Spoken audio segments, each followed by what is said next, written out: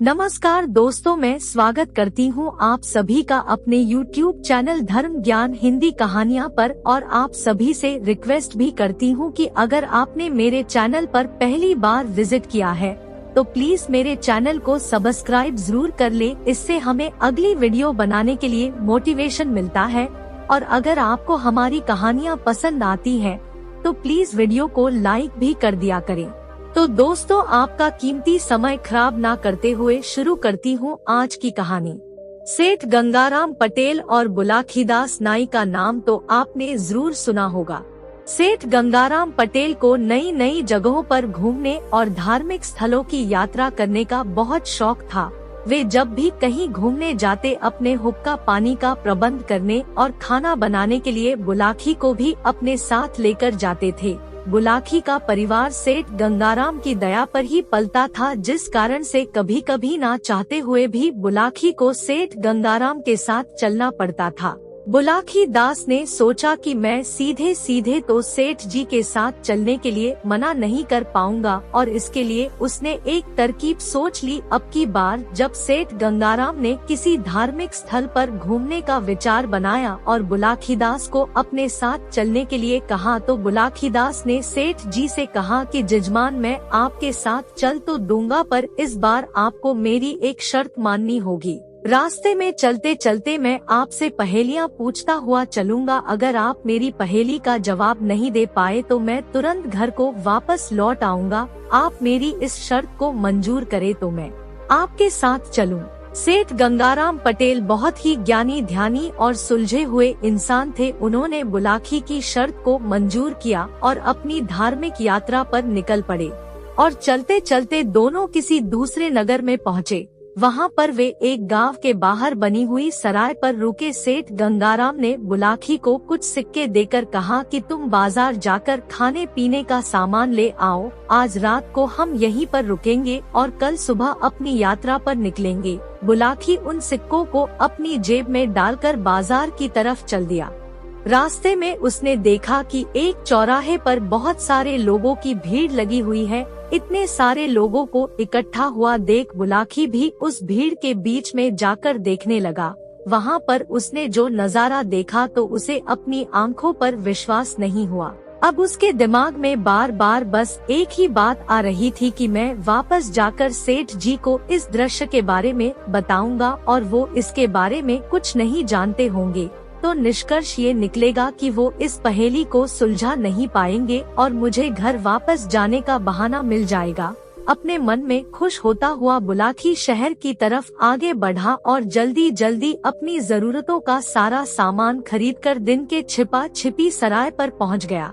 बुलाखी ने सामान को नीचे रखा और सेठ जी से कहने लगा, सेठ जी, ये आपका सब सामान रखा है, अब आप मुझे आज्ञा दो तो मैं अपने घर को चलूं, क्योंकि आज जो दृश्य मैं अपनी आंखों से देखकर आ रहा हूँ उसका जवाब तो आप हरगिज नहीं दे पाएंगे। बुलाखी का उतावलापन देखकर सेठ जी मुस्कुराए और बोले, अच्छा बुलाखी, बताओ तो सही, तुम ऐसा क्या देखकर आ रहे हो जिसके बारे में मुझे जानकारी ना हो। तब बुलाखी ने कहा, सेठ जी, जब मैं अपना सामान खरीदने शहर की तरफ जा रहा था तो मैंने रास्ते में देखा कि एक चौराहे पर पीपल के पेड़ के नीचे किसी नवयुवक का पत्थर का पुतला खड़ा हुआ था। उस पुतले के पास एक औरत अपनी गोद में एक नवजात शिशु को लेकर खड़ी हुई थी और उसके साथ उसका पति भी था।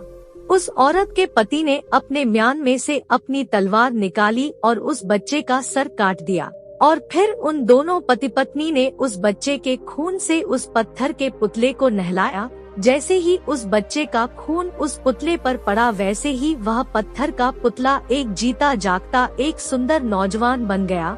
बुलाखी की बात सुनकर सेठ जी ने कहा, इतनी भी क्या जल्दी है बुलाखी, पहले तुम हम दोनों के लिए खाने पीने का इंतजाम करो, फिर मैं तुम्हें इसके पीछे की सारी कहानी बताता हूँ। बुलाखी ने जल्दी जल्दी खाना तैयार किया, फिर सेठ जी को खाना परोसा और खुद भी खा पी कर फ्री हो गया। सारे काम से निवृत्त होकर उसने सेठ जी के लिए हुक्का सुलगाया और उनके पाँव दबाने बैठ गया और सेठ जी से बोला कि अब आप मुझे उस दृश्य का मतलब बताओ, वरना मैं तो सवेरे वाली गाड़ी पकड़कर घर के लिए रवाना हो जाऊंगा। सेठ जी ने हुक्के में एक जोरदार कश लगाया और कहा, बुलाकी, अब मैं तुम्हें उस दृश्य का मतलब समझाता हूँ, तुम बीच बीच में हुंकार भरते रहना। कुछ समय पहले इस नगर में एक ऋतुध्वज नाम के राजा राज किया करते थे। उनकी मृत्यु के बाद उनका पुत्र मोरध्वज गद्दी पर बैठा। उनके मंत्री के बेटे के साथ मोरध्वज की गहरी मित्रता थी। मोरध्वज कहीं भी जाता तो अपने मित्र को हमेशा अपने साथ लेकर जाता था। एक दिन मोरध्वज ने अपने मित्र से कहा कि हम लोग बहुत दिनों से शिकार खेलने नहीं गए हैं, चलो हम दोनों शिकार पर चलते हैं। अगले दिन मोरध्वज अपने मित्र को साथ लेकर जंगल में शिकार खेलने के लिए चल दिया। शिकार की तलाश करते करते वो दोनों जंगल में बहुत दूर निकल गए। चलते चलते मोरध्वज को बहुत प्यास लग आई। वह अपने घोड़े से उतरा और वहीं एक पेड़ के नीचे बैठ गया। प्यास के मारे मोरध्वज की जीभ ऐंठने लगी थी। उसने अपने मित्र से कहा कि मुझे बहुत प्यास लगी है, मुझे ऐसा लग रहा है अगर थोड़ी देर तक मुझे पानी ना मिला तो कहीं मेरे प्राण ना चले जाएं। मोरध्वज के मित्र को उसकी बहुत चिंता हुई। उसने कहा, राजकुमार, आप यहीं पेड़ के नीचे बैठकर मेरा इंतजार करो, तब तक मैं कहीं से पानी लेकर आता हूँ। इतना कहकर मंत्री का बेटा पानी की तलाश में आगे चला गया। चलते चलते उसने सारा जंगल पार कर लिया। आखिर में आकर उसे एक बावड़ी दिखाई दी। उसने बावड़ी में से पानी निकालने के लिए जैसे ही अपने लोटे को डुबोया, उसे पानी के अंदर एक बहुत सुंदर लड़की की परछाई उस पानी में दिखाई देने लगी। वो लड़की मंत्री के बेटे को देखकर जोर जोर से हंसने लगी। मंत्री के बेटे को एक बार तो अपने मन में थोड़ी घबराहट हुई, पर अगले ही पल उसने सोचा कि अगर मैं राजकुमार के लिए पानी लेकर नहीं गया तो प्यास के मारे तड़प तड़प कर उसकी जान चली जाएगी। ऐसा सोचकर मंत्री के बेटे ने उस बावड़ी में से एक लोटा पानी लिया और वहां से वापस चल दिया और राजकुमार के पास पहुंचकर उसे वो जल का लोटा पकड़ा दिया। राजकुमार ने जैसे ही पानी के लोटे को अपने हाथ में पकड़ा तो उसे भी पानी के अंदर एक सुंदर युवती की तस्वीर दिखाई दी। वह सुंदर युवती राजकुमार को देखकर जोर जोर से हंस रही थी। राजकुमार उस युवती की सुंदरता पर मग्न हो गया। वह पानी पीना भूल गया और अपने मित्र से बोला, जहाँ से तुम यह पानी भरकर लाए हो मुझे उस जगह पर ले चलो। अब मंत्री का बेटा राजकुमार को लेकर उसी बावड़ी पर आ गया। राजकुमार बावड़ी में उतरकर पानी में झांका तो उसे पानी के अंदर फिर से वही युवती दिखाई दी और राजकुमार को देखकर जोर जोर से हंसने लगी। मंत्री के बेटे ने राजकुमार को बहुत समझाया और उसे पानी पीकर अपने घर वापस चलने के लिए कहा, परंतु राजकुमार ने मंत्री के बेटे से कहा, जब तक मैं इस सुंदर युवती से मिल नहीं लूंगा तब तक ना तो मैं पानी पीऊंगा और ना ही घर लौट कर जाऊंगा। और पागलों की तरह बावड़ी के अंदर उस युवती को ढूंढने लगा। एक जगह उसने देखा कि बावड़ी की दीवार पर उस सुंदर लड़की की तस्वीर बनी हुई थी। उसने अपने मित्र को बुलाकर उसे भी वह तस्वीर दिखाई।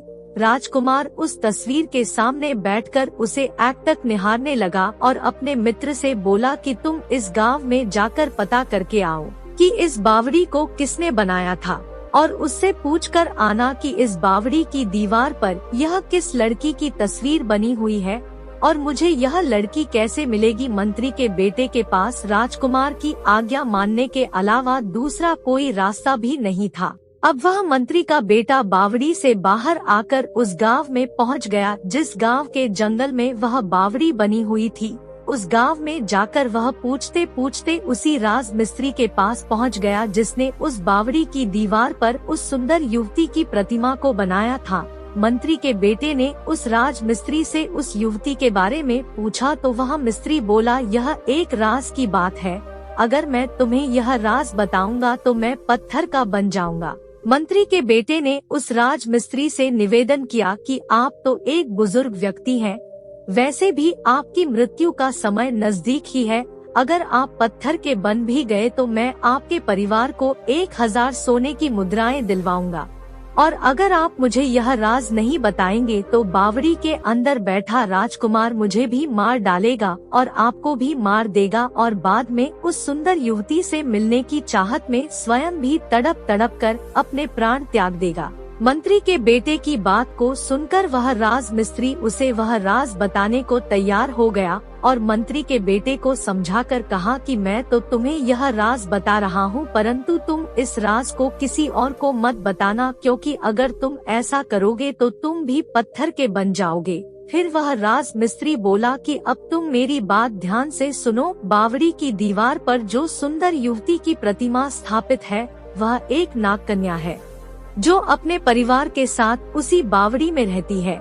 फिर उस मंत्री के बेटे ने पूछा कि अगर राजकुमार उस नाग कन्या के साथ अपना विवाह करना चाहे तो यह किस प्रकार से संभव होगा। राज मिस्त्री ने बताया कि उसी बावड़ी के भीतर एक महल बना हुआ है जिसमें एक मणिधारी नाग रहता है, जो उसी नाग कन्या का पिता है। नाग कन्या से मिलने के लिए तुम्हें उस महल के अंदर जाना होगा, परंतु उस महल के भीतर जाने का रास्ता तुम्हें ऐसे नहीं मिलेगा।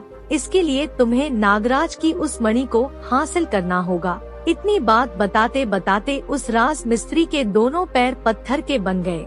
अब उस मंत्री के बेटे ने पूछा, दादा कृपा करके मुझे यह भी बताएं कि मैं उस नागमणि को किस प्रकार से हासिल कर सकता हूँ। राज मिस्त्री ने कहा, बेटा उस बावड़ी में जाने से पहले तुम किसी लोहार के यहाँ जाकर मोटी परत का एक तवा बनवा कर ले आना और फिर उस तवे को लेकर किसी पेड़ पर चढ़कर बैठ जाना। वह नागराज रोजाना सुबह के समय अपने महल से बाहर निकलता है और फिर अपनी मणि को अपने महल के द्वार पर रखकर उसकी रोशनी में घास के पत्तों पर जमी औंस को चाटता है।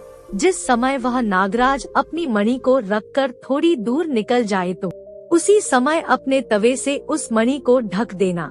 मणि के ढकते ही वहाँ पर अंधेरा हो जाएगा और वह नाग अपनी मणि को खोजता हुआ तुरंत ही वहाँ वापस पहुँच जाएगा और तवे के नीचे दबी हुई अपनी मणि को निकालने की कोशिश करेगा। जब लोहे का भारी तवा उससे नहीं खिसकेगा तो वो उसी पर अपने फन को पटक पटक कर घायल हो जाएगा और मर जाएगा। फिर तुम जाकर थोड़ी लकड़ियाँ इकट्ठी करके उस मरे हुए नाग को जला देना, परंतु बेटा तुम्हें यह सारा कार्य बड़ी ही सावधानी के साथ करना होगा, वरना इसमें तुम्हारी जान भी जा सकती है। इतनी बात बताते बताते उस राज मिस्त्री का आधा शरीर पत्थर का बन गया। फिर उसने कहा, बेटा इस प्रकार वह नागमणि तुम्हें मिल जाएगी और नागराज के महल का द्वार तुम्हें दिखने लगेगा। फिर तुम राजकुमार को लेकर उस महल के भीतर चले जाना और उस नागकन्या के साथ राजकुमार का विवाह करा देना। इसके उपरांत भी तुम्हें कई खतरों का सामना करना पड़ेगा।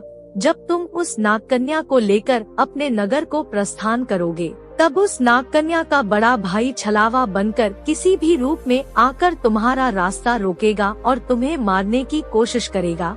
इसलिए अपने नगर को जाते समय तुम्हारे सामने कोई भी अजीब दृश्य दिखाई दे तो तुम वहाँ पर बिल्कुल मत रुकना। इसके बाद जब तुम अपने नगर में जाकर महल में प्रवेश करोगे तो उस नागकन्या का छोटा भाई तुम्हारी मौत बनकर महल के द्वार पर बैठा मिलेगा।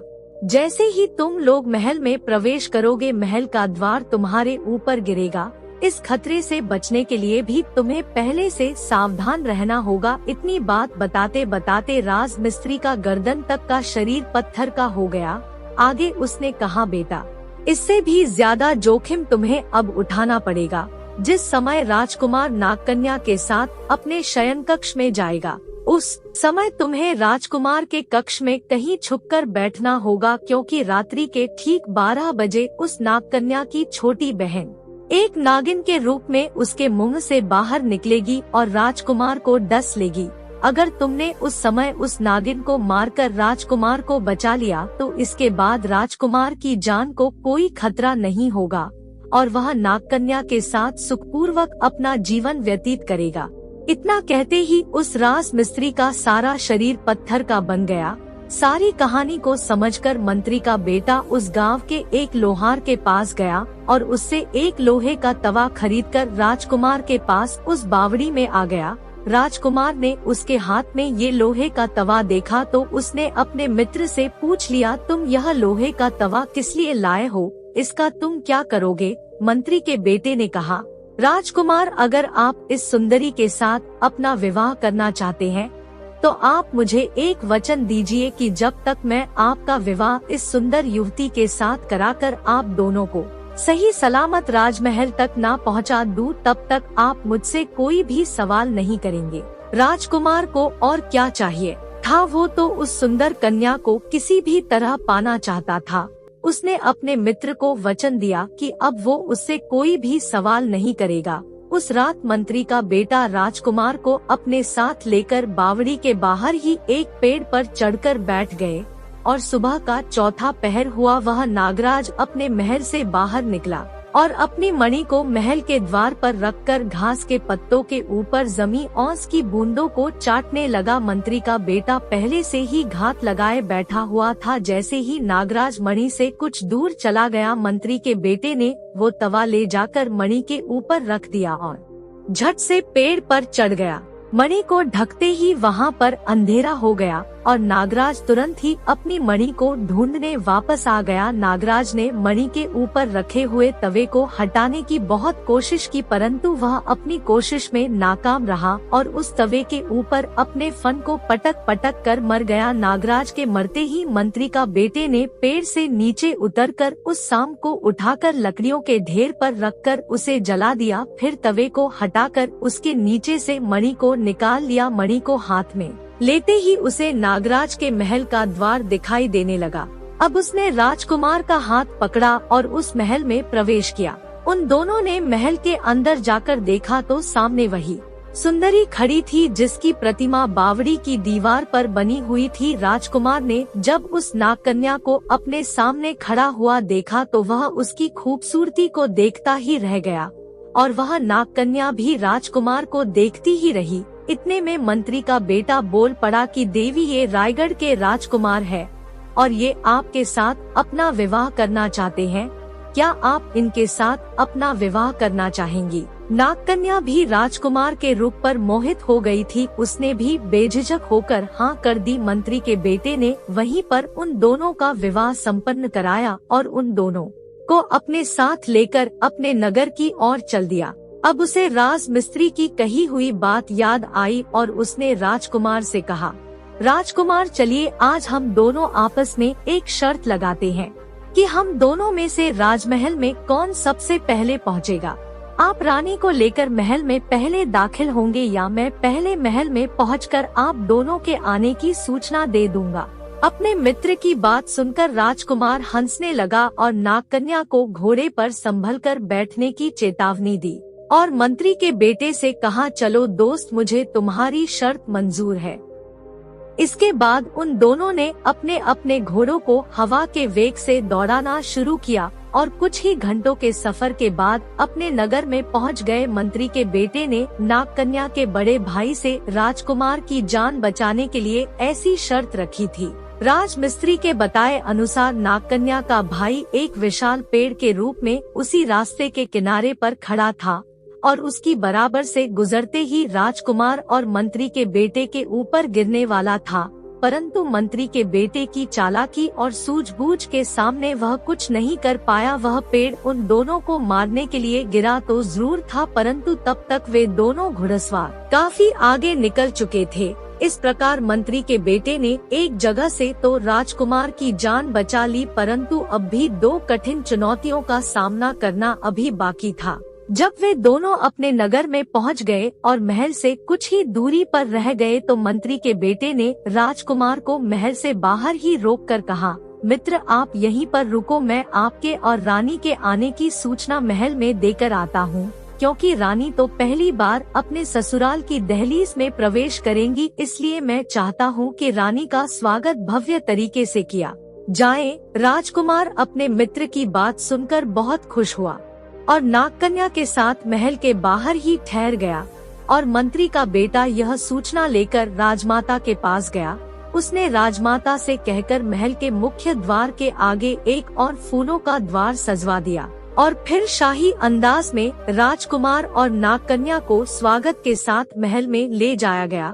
राजमिस्त्री के बताए अनुसार जैसे ही राजकुमार ने नागकन्या के साथ अपने महल में प्रवेश किया, वैसे ही फूलों का द्वार टूटकर उनके ऊपर गिर गया चूँकि यह दरवाजा फूलों से बना हुआ था इसलिए वे सही सलामत महल में प्रवेश कर गए। इस प्रकार मंत्री का बेटा अपनी चतुराई से दूसरी बार भी राजकुमार की जान बचाने में सफल हो गया।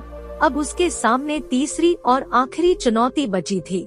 अब रात्रि के समय जब राजकुमार नागकन्या के साथ अपने शयन कक्ष में गया तो सबकी नजर से बचते बचाते मंत्री का बेटा पहले ही उनके शयन कक्ष में कहीं छुपकर बैठ गया। राजकुमार और नागकन्या दिन भर के सफर की थकान से चूर थे, इसलिए वे जैसे ही बिस्तर पर लेटे वैसे ही दोनों गहरी नींद में सो गए। मंत्री का बेटा अपनी तलवार हाथ में लेकर उस नागिन को मारने के लिए घात लगाए बैठा था।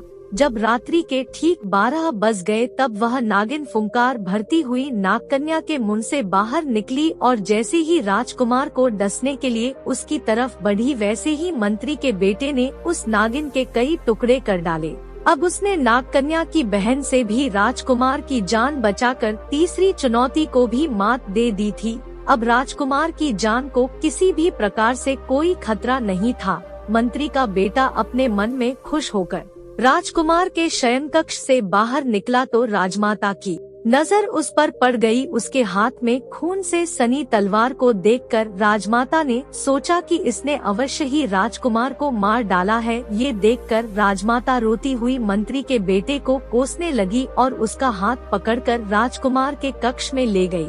परंतु राजकुमार के कक्ष में जाकर देखा तो उनके बेटा और बहू सही सलामत सोए हुए थे और उनके बगल में एक नागिन के कई टुकड़े पड़े हुए थे। यह दृश्य देखकर राजमाता समझ गई कि मंत्री के बेटे ने तो आज इस नागिन को मारकर मेरे बेटे और बहू की जान बचाई है।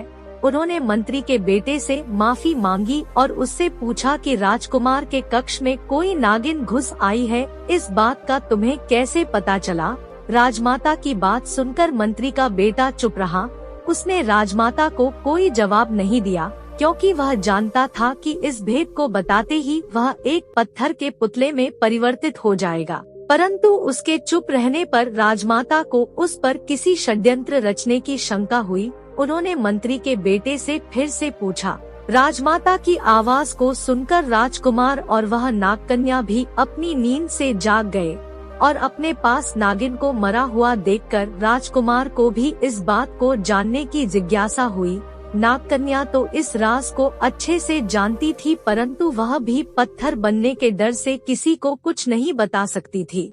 अब राजकुमार और राजमाता के बार बार पूछने पर मंत्री के बेटे को अपनी चुप्पी तोड़नी पड़ी और उनसे कहा कि यह एक राज की बात है। मैं जैसे ही इस राज को आपके सामने बताऊंगा वैसे ही मेरा सारा शरीर एक पत्थर के पुतले में परिवर्तित हो जाएगा। उसने यह राज बताने से पहले राजकुमार और राजमाता से यह वचन लिया कि अगर यह राज की बात बताने के बाद मैं एक पत्थर के पुतले में बदल गया तो राजकुमार को अपनी पहली पुत्र संतान के रक्त से मुझे नहलाना पड़ेगा। अगर राजकुमार ने ऐसा नहीं किया तो उनकी कोई भी संतान जीवित नहीं रहेगी। राजकुमार और राजमाता ने यह राज जानने की जिज्ञासा में मंत्री के बेटे को वचन दिया और उसे राज बताने को कहा। तब मंत्री के बेटे ने राजकुमार और राजमाता के सामने नागकन्या की सारी सच्चाई बताई और बताया कि किस प्रकार से उसने नागकन्या के परिवार से राजकुमार की जान बचाई है। यह बात सुनकर राजकुमार और राजमाता का हृदय ग्लानि से भर गया और उन्हें मन ही मन बहुत पछतावा हुआ, परंतु अब हो भी क्या सकता था। यह राज बताते बताते मंत्री के बेटे का सारा शरीर एक पत्थर के पुतले में परिवर्तित हो गया। उन्होंने मंत्री के बेटे के उस पुतले को चौराहे पर एक पीपल के पेड़ के नीचे रखवा दिया और प्रण लिया कि वे राजकुमार की पहली पुत्र संतान के रक्त से इस पुतले को स्नान कराकर मंत्री के बेटे को पुनः जीवित कराएंगे।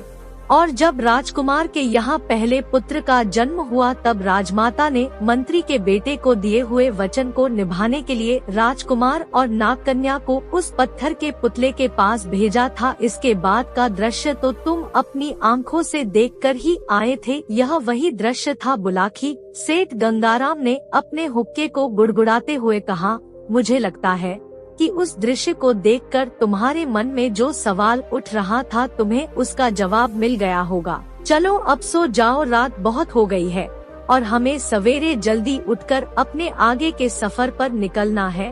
थोड़ी ही देर में वहाँ खर्राटों की आवाज गूंजने लगी। आप सभी श्रोताओं को सेठ गंगाराम पटेल और बुलाखीदास नाई की रोमांचक कहानी कैसी लगी मुझे कमेंट करके जरूर बताएं और ऐसे ही दिलचस्प किस्से और कहानियां सुनने के लिए मेरे चैनल को सब्सक्राइब भी जरूर कर ले।